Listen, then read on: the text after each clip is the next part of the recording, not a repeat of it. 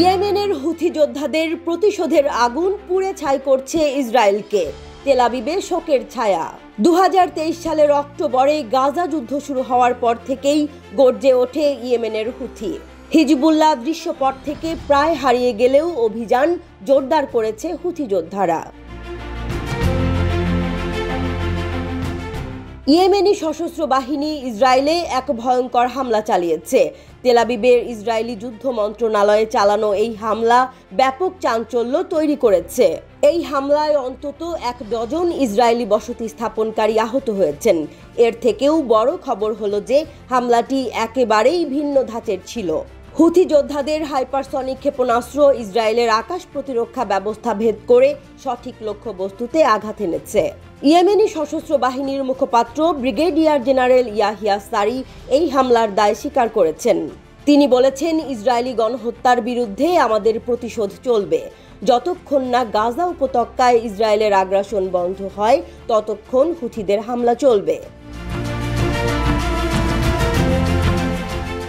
গত 12 ঘন্টায় এটি হুথিদের তৃতীয় হামলা। ইয়েমেনি বাহিনীর কৌশলগত হামলা ইসরায়েলি সরকারের কপালে চিন্তার ভাঁজ ফেলেছে। তেল আবিবে হামলা চালানোর একদিন আগে ইয়েমেনি বাহিনী ইসরায়েলি বেন গুরিয়ন বিমানবন্দরেও ক্ষেপণাস্ত্র ছোড়ে, যার ফলে বিমান চলাচল ক্ষতিগ্রস্ত হয়েছিল। ইসরায়েলি গণমাধ্যম জানিয়েছে, হামলার সময় বেশ কয়েকজন ইসরায়েলি নাগরিক আহত হয়েছেন, তবে কোনো মৃত্যুর খবর পাওয়া যায়নি। ইয়েমেনের ক্ষেপণাস্ত্র ইসরায়েলের আকাশ প্রতিরক্ষা ব্যবস্থা আয়রন ডোমের জন্য এক বড় চ্যালেঞ্জ হয়ে দাঁড়িয়েছে। ক্ষেপণাস্ত্রটি তেল আবিবে ইসরায়েলি সামরিক স্থাপনার দিকে ছোড়া হয়েছিল।